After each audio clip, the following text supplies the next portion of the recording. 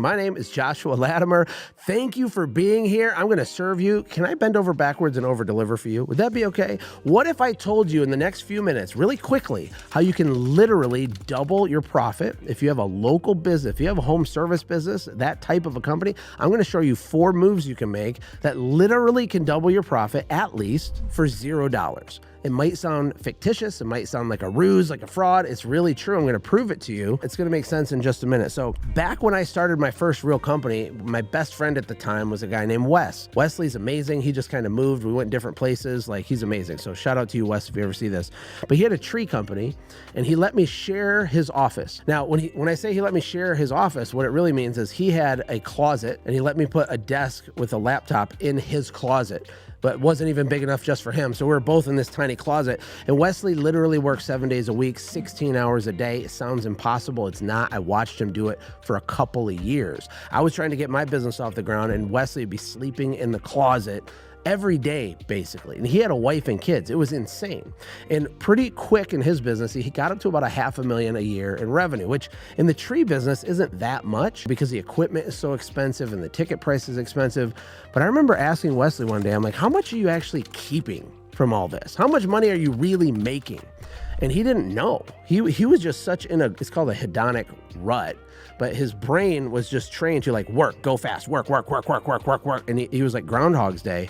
A couple years went by. And so we sat down and we figured it out. And here's the bottom line. He was making about $45,000 a year. And when we reverse engineered how many hours he worked to get the $45,000 a year, it was like the equivalent of $4 or $5 an hour. And I remember I wrote a note and I stuck it on his computer and I said, is this worth it for $5 an hour? ? Because I was watching him thinking, God, I don't want that. Another way to think about this is to remember that revenue is for vanity and profit is for sanity. Would you rather have a business where you make $100,000 for yourself as your paycheck, okay, per year, and you work 1 hour a week and you have 3 customers? Would you rather have that, or would you rather make $150,000 a year in income, but you have 30 customers and you work 45 hours a week? You know, most people would choose scenario A. And it's not because they don't want more money. It's because the human brain automatically knows it's a better deal to get the big reward with less effort. That's what I want for you. So when I talk about increasing your profits, it's really important, especially if your company is really small, because if your margins, if your profit is not big enough right now, you can't scale to get big. And it's not because of the reasons you think. It's not because you won't have enough money to buy the next truck, although that's part of it. It's because the future business that you are running right now has unrealized costs that you're not paying for yet. And if you're running out of your home, or you have some storage units, or you just have a small kind of junky closet that you're running your business out of, the $2 or $3 or $5 million version of your company right now, it's going to have like HR expenses and legal expenses, more sophisticated types of insurances and umbrella policies and all kinds of stuff. You're going to have other perks for your employees. Maybe there's a cell phone reimbursement. Maybe you pay for a gym membership. You're going to turn into a real company at some point. That's what I want for you. And so your profit, especially when you're small, needs to be enormous so that you can absorb those future expenses. And the ironic part of all of this is that truly it's harder to run a company doing, $500,000 or less. It's like way harder to run those smaller companies than it is to run really big companies. It's not even close. It actually gets easier as you scale. There's different types of pressures and challenges, yes, but it's actually easier. So anyway, the first thing you're going to want to do is understand frequency. So depending on what type of service you have, what kind of business you have, this applies to almost all businesses, but not literally all of them. Frequency is something that people don't think about. It's a big deal. My mom is over here. She was watching me on Facebook Live because I'm doing it on Facebook Live. She was a hairdresser for years, a cosmetologist. So shout out to all my cosmetologist people. I grew up in a hair salon surrounded by women. And I remember years ago when I was starting to read Rich Dad, Poor Dad and stuff, try to figure out how do you make more money, Mom? How do we do this? How do we do that? And one of her systems had to do with frequency. So when she's done doing $200, $300 worth of color and hair stuff for this client, their next appointment was scheduled before they left the building, right? Small companies don't do this. They don't do it enough. They don't focus on it. They don't emphasize it. They don't train for it. They don't have 2 or 3, backup plans to make sure it happens. That by itself can increase the value of your customer. If you have a restaurant and someone eats there every 2 weeks and you can get them to eat there once a week instead, you've doubled the lifetime value of that client. You've increased the frequency, right? If you clean windows 1 time per year and you get them to do it 2 times per year, you've increased frequency. Now, not everyone will want to do it 2 times per year, but what if out of all of the revenue you did in the last 12 months, what if I could add 20% of more revenue just from frequency? That means 1 out of 5 of your people do it 1 extra time per year, right? It means 4 out of 5 of the people don't do it 1 extra time per year. Frequency is a huge deal. Jay Abraham's one of the highest paid business consultants. He's been around forever. I think he charges $50,000 a day plus equity in your company just to talk to him. And the first thing out of his mouth when you get consulting for him is, how do we collapse time on frequency? How do we get people to buy more often? Because rather than hiring an agency, doing another 20 grand in direct mail, spending money on all these things you could spend money on, what if we used our brain and we thought, what sentence can we say when we do the service that would get 1 out of 5 people to do another service in the year? Inventing that sentence can make you hundreds of thousands of extra dollars by itself, okay? That's just the first thing. The second thing you need to do, the second dial you can move, is referrals. When I talk about referrals, people's brain shuts off. And the reason their brain shuts off is because they think incorrectly, falsely, they think they already understand that. They think they're already doing that. They think, oh, yeah. I'm already doing that. No, really? Are you? I don't think so. Almost nobody is actually leveraging referrals to the max. And referrals are free. And let me tell you some of the benefits of referrals. If you have a system, if you have choreography, if there is protocols and processes in place in your company, multiple different ways, multiple touches, and there's reasons why the customer should care, you can 10x your referrals, and it's literally free money. But here's the reason referrals are different than normal leads that you get. A referral, number one, a referral is warm. A referral is borrowing the trust of some other person you made happy when they call you. They're already warmed up through the borrowed trust of this other person that you served when they show up to you. That's why referrals in almost all industries have a higher close rate. They have a higher average ticket. They have a higher profit margin. But you want to know something most people don't know is that referrals are more likely to give you referrals.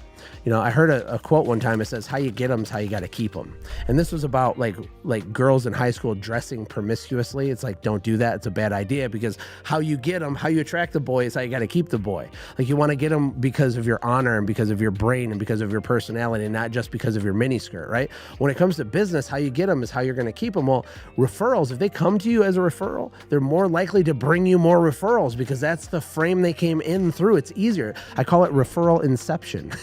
You ever see the movie Inception? It's like referrals have babies. You get 100 referrals, higher close rate, higher average ticket, higher profit, easier to cross-sell, easier to upsell, probably easier to get them to do more frequency. But then those 100 referrals turn into 62 additional referrals. Now it's like a multi-level marketing thing. Like your business can become a pyramid scheme, right? You get 100 referrals at the top that turns into 86 more that turn into, that's the point. So referrals. So if you collapse time with frequency and you 10x your referrals just by using your brain. We haven't spent any money here, people. Okay. We haven't spent $1 yet. We're only using creative thinking. And if you need to rent a Best Western for 48 hours to go think through these thoughts, it will pay dividends for you for years. The third thing has to do with average ticket. So your average order value, your average ticket. How many brand new dollars does a brand new shiny customer give you on average? If you did $1 million and you had 1,000 service appointments last year, that means each appointment was worth $1,000 to you, because 1,000 appointments times $1,000 equals $1 million in revenue. You need to figure out what your average ticket is. Then we need to use our brain. It's very easy. I'm going to tell you how right now to increase the average ticket. How do we do it? There's lots of ways to do it. I'll just give you a couple ideas. Number one, we're going to make sure we're always selling packages and bundles of services rather than a la carte services. Now, the service industry in general has done a way better job of this the last 5 years. 10 years ago, almost no one was doing it. Now, most people are doing it. If you're not doing it, you must hate money. Do not sell carpet cleaning, yes or no. Do you want to buy my carpet cleaning, yes or no?